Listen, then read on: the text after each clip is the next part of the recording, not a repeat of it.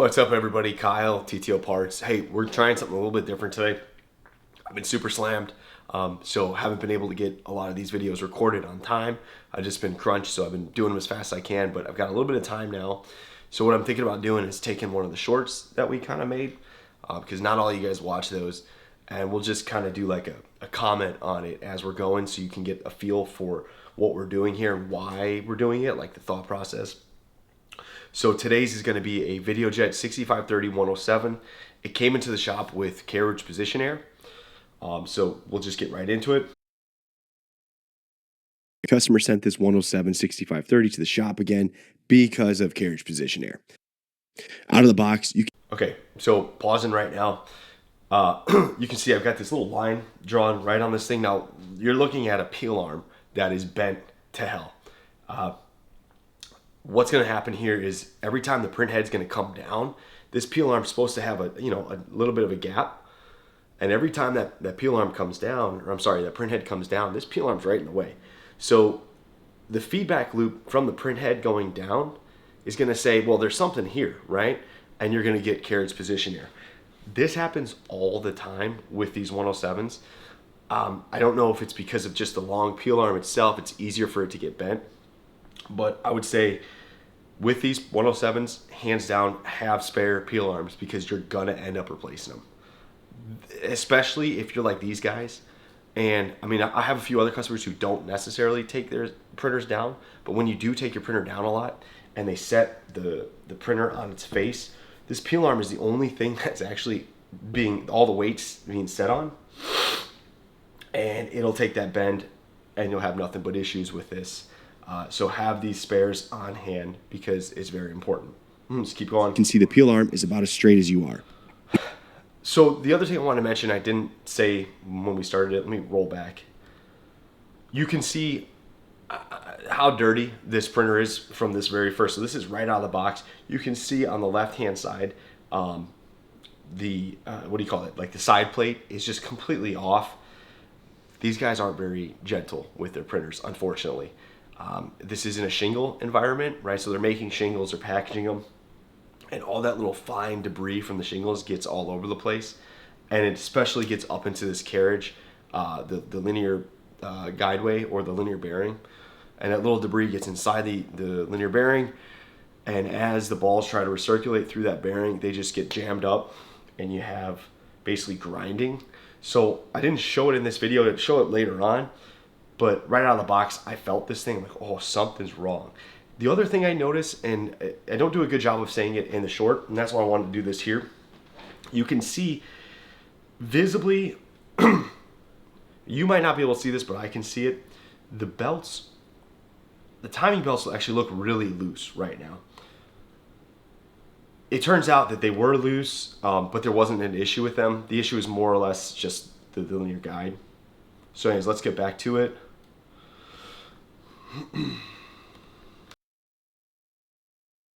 This is the most common cause of carriage position error, but hold on. Incompatible printhead shows up, but I'm not... All right, so what I was showing there was I took the printhead off just to feel everything, and I powered it on. And why I do this is sometimes it's just a step for me before I throw it up on the test stand.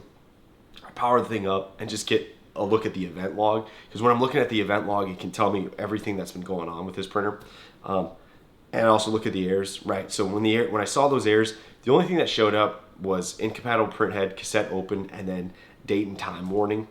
The date and time warning was a funky one, but it turned out that the backup battery was actually somebody didn't plug it in correctly. They just kind of did it upside down, so we ended up fixing that, no charge, whatever. But incompatible printhead, that's to be expected when you don't have a printhead plugged in, so I'm not worried about it. Now note, if you see that error and you realize your printhead's not plugged in, do not plug that printhead in while you got power. If you do that, what ends up happening is more times than not, you get a short and then the printhead's not usable anymore. That incompatible will stay.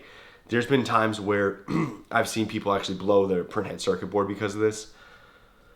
So again, if you see incompatible printhead because you don't have a printhead plugged in, no big deal. Power off, plug everything back in, and start over.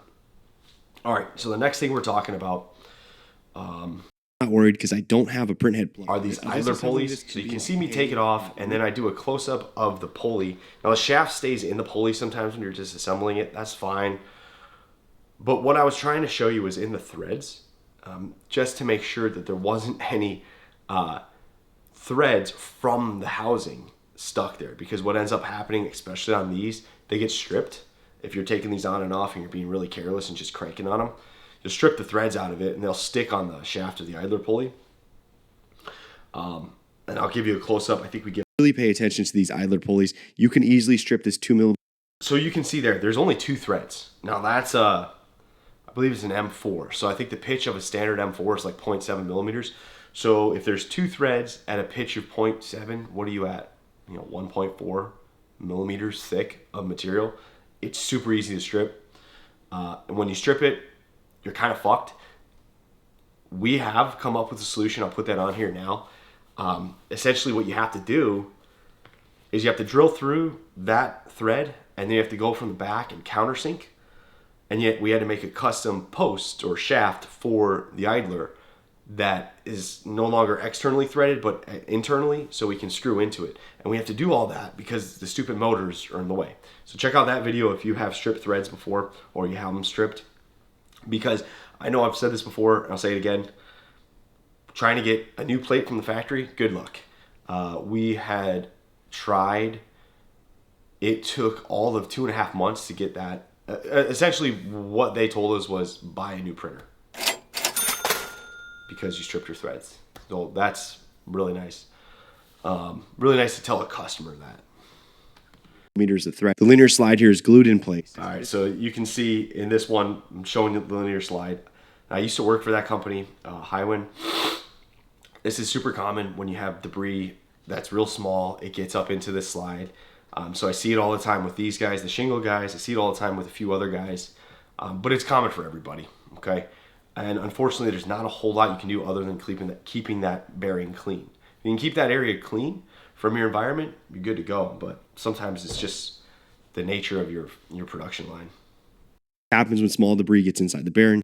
What I'll say here too is a super common part to have to change. What sucks, and you don't see it in this video, is changing it. You have to disassemble everything. So you gotta take the rear housing off, you take the board off. You gotta lose the tension on your motors, flip it over, take those idlers off, flip it back over, take the motors out. Then you can take your 4 bolts that hold the whole carriage in place off. Boom, now you have that. Now to get to the linear bearing, you have to take the pivot assembly apart. Now this one, it's a good to note. And we have a video of actually doing this, I think, and I'll link it I'll put it in right now, but the pivot assembly, when you take that big shaft out of there, there's 2 small plastic Delrin bushings. They're like little flat washers, like 1 millimeter thick. They're white on each side of the pivot assembly. Do not lose those. I have seen people lose them. I've lost them myself. That's how I know this. What'll end up happening is if you put everything back together without those because you missed them or whatever, the pivot will have enough slop for it to move closer to the main plate or like the wall. And as the carriage is moving, the pivot assembly will grind against the main plate of the printer.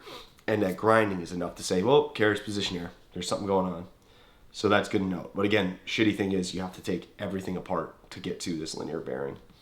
Common for this customer and common cause of carriage position error. What we did here, swapped it all, put it back together for testing. There's one thing I want to go back. Let me see if I can find it. Okay, yeah, it has to do with this peel arm, but if you look past the peel arm, you can see the latch. Now, if you take a look at the latch, and I think that's why I zoomed in after this part. Yeah. All right, take a look at that latch. It's actually a little bit, it's a little bent. For this guy, it wasn't causing too many problems, so I didn't replace the latch. But if I see something like that, I may consider replacing in the future. Just a side note, I did notice that when I was opening this bad boy up. All right, where are we? and get it back up on the stand. Calibrate smoothly. All right, so put the cassette on. Now when you're putting the cassette on, you're always checking how it feels. And what do I mean by that? We all know these cassettes get dropped by your operators, by you, by whoever, by me.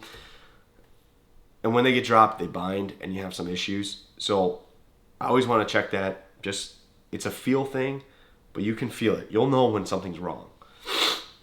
But this one didn't have any issue. No errors. Fire some test prints.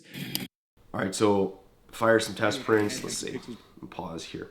All right, you can see in the black, you can see these pixels burnt out. When a pixel's burnt out, it just shows up as a straight line because there's no energy at that pixel, so there's nothing happening on the ink or on the ribbon. You can even pull the ribbon out, flip it upside down, look at a light, and you can check out what the print should look like, right? So, and what you're doing there is you're kind of looking to see, did I get heat? If you did, it would show up as burned onto the ribbon. Now, it'll be clear if it transferred to your film, but if it's still just a black line that got heat, looks different from all the other ribbon around it, but still is black, that means it never transferred. But we didn't have that issue here. The issue here is simply pixels burn out. This happens on Printhead. Time to replace it. Burnt out, replace it.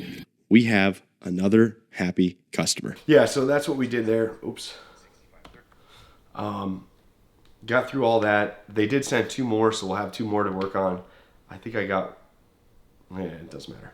So they did send a couple more in, so we're working on those. But I thought this would be a good one to start with. We have the carriage position error videos, so go back and look at those. This is a good breakdown. This is the mechanical causes. So 2 of the most common mechanical causes, the peel arm, especially for these 107 or 4-inch printers, and then the linear bearing. Those are going to be your real causes. After that, you're looking at belts, and we mentioned the belts. The idler pulleys, we mentioned those in this video. Then you start looking at motors and coders, boards, and those types of things. But we didn't have any of that here. So, yeah, listen, if you like this video, let me know. I know it's kind of new. It's one of those like react videos or whatever. If you didn't like it, let me know too. We won't do any more of these. I wanted to get something out for you guys to explain what we were doing. And I just, like I said, I've been super swamped. So, thank you. Ciao.